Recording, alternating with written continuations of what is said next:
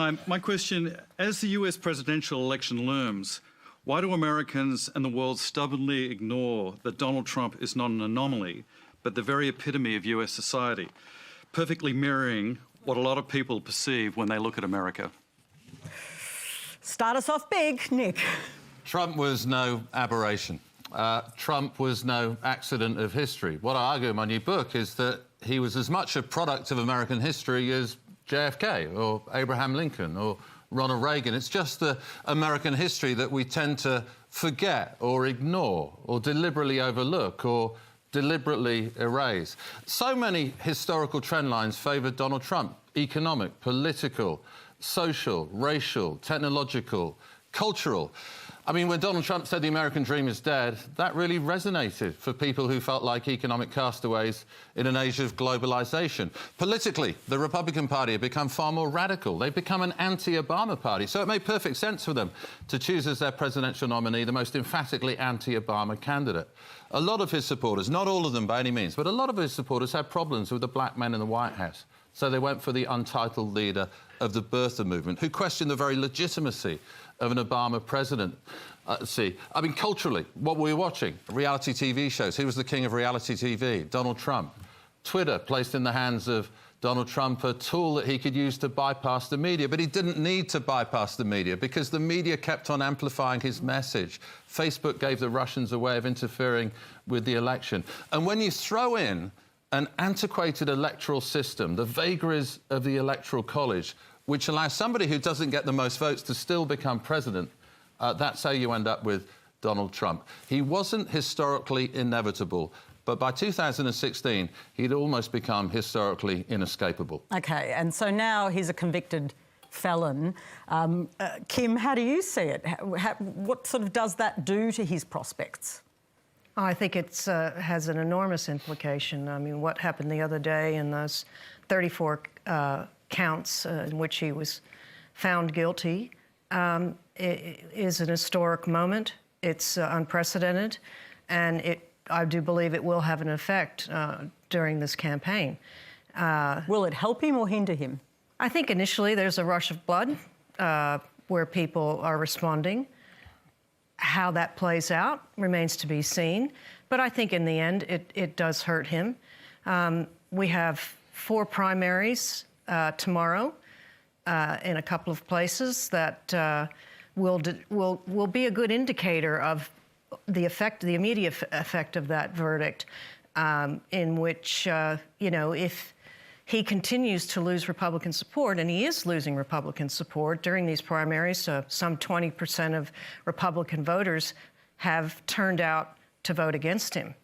So if that continues tomorrow, if Nikki Haley still keeps getting some votes, you know, I think that's an indication of the reaction. But certainly, Trump may be an anomaly, or may not be an anomaly, as the questioner put it, but he was never an elected official. He was never a public official. He never held any kind of elected office of any kind before. In that sense, I'm not sure that's going to be repeated in the United States. It's hard to predict. Anybody can be president. That's what people like to think about their country. But he is an anomaly certainly in modern American times. Jonathan, I wonder, what's your interest in this story? My interest in this story is that when I see a country like the United States and the rise of nationalism and how, as a superpower, it sort of it emboldens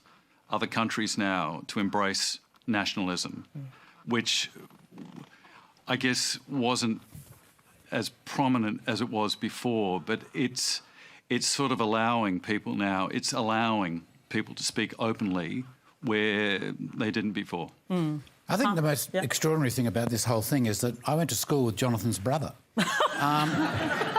What are the chances of that? I think the chances of that are about the same as Donald Trump becoming president in the first place. I mean, Trump did famously say... So Jonathan's older or younger brother? Older brother. Oh, OK. Well, I mean, I don't know. I've never seen him since. Anyway, This is a wonderful thing. I'm so glad we're bringing you together. it's a small world. It is. When Trump said, you know, I can fire a gun down Fifth Avenue and not lose a single vote, that was true then. It probably is still true now. But I don't know that he will necessarily succeed. Surely, at some point, the American people... Why do you think it's still true? Well, I think it's true because, as Nick said, the media just are endlessly obsessed with him. I never want to hear the words Donald Trump ever again in my life. And yet... And that's someone who's played him for a living. Yeah. And it's interesting... So you're part of the problem? I am part of the problem, and every time I do it, I think I'm giving this guy air. Come on, what is the point? What is the point? But the point is people love me.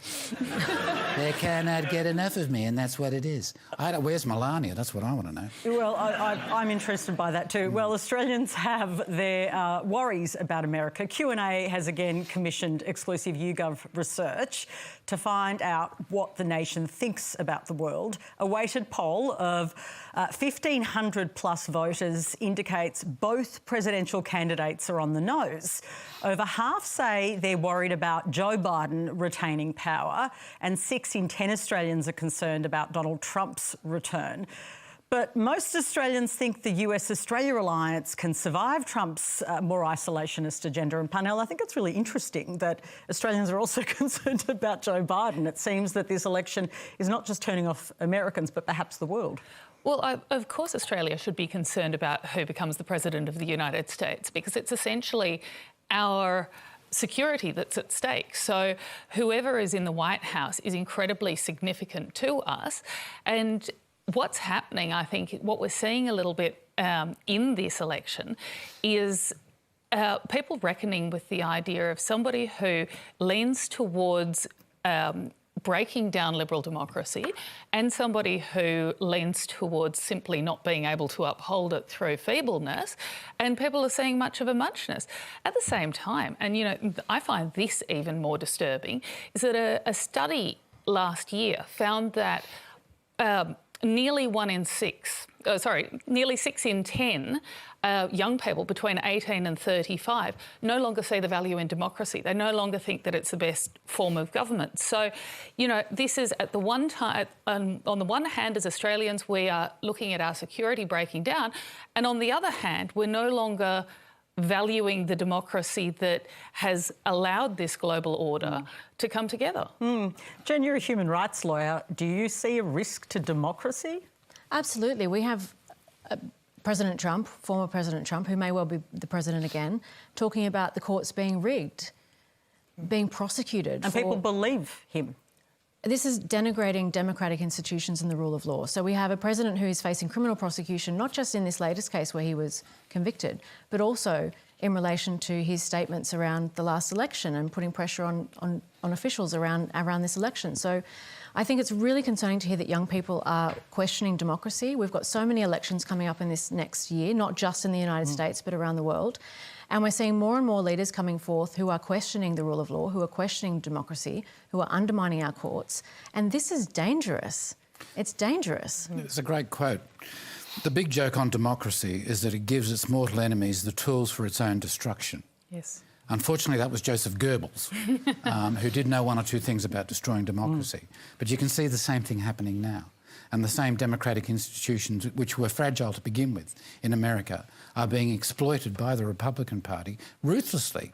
I mean, the gerrymandering is extraordinary. They'll go down the street and go around the house of a Democratic voter to draw the electoral boundaries. Oh, the boundaries are incredible. January the 6th should have been the moment of Trumpian repudiation from the Republican Party. That's the moment they should have rejected him. But instead it became a moment of further Republican radicalisation. The attack on democracy continued after they'd cleared Capitol Hill, after they had wiped the floors of the Capitol clean of excrement left by the insurrectionists. When almost 150 Republicans returned to the chambers they had run for their lives from and voted to challenge and overturn the election. Even in that moment, the Republican Party was being radicalised. This conviction, again, could have been a moment of Trumpian repudiation, but it becomes another moment of Republican radicalisation. This time they're not just rejecting democracy, they are rejecting the courts. They're rejecting the rule of law. And you kind of wonder what'll be left. This is a really alarming moment. This is code red for American democracy. They would argue, and trust me, I've had these arguments at length with Trump supporters who are right down the rabbit hole, and they would argue that the swamp had already eroded democracy.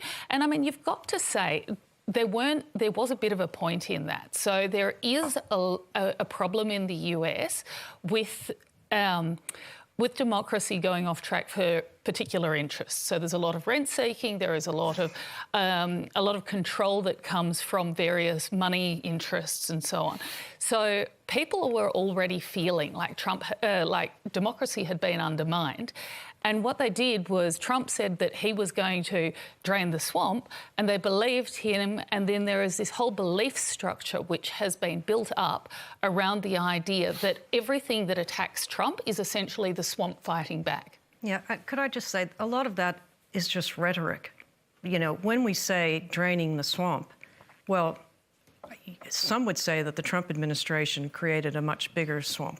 And for those who might not know, new swamps, who might not know, Washington, D.C. was built on a swamp. So this is where this phrase comes from. But, you know, I think we have to remember that democracy, yes, it's very fragile. It's not just fragile in the United States. Yes, it's got some questionable election infrastructure, like the Electoral College, that is hurting it at this point in its history. But, you know, Donald Trump won in 2016 because Americans were tired of the polarization, the political polarization in Washington itself.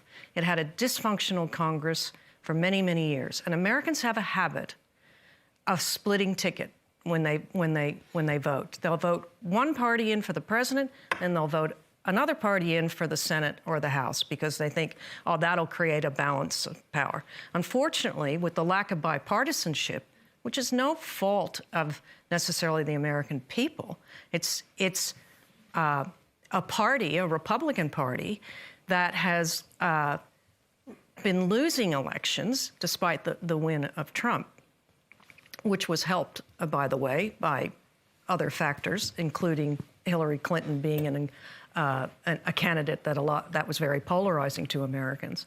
If it had been somebody else, I think it might have been a different story.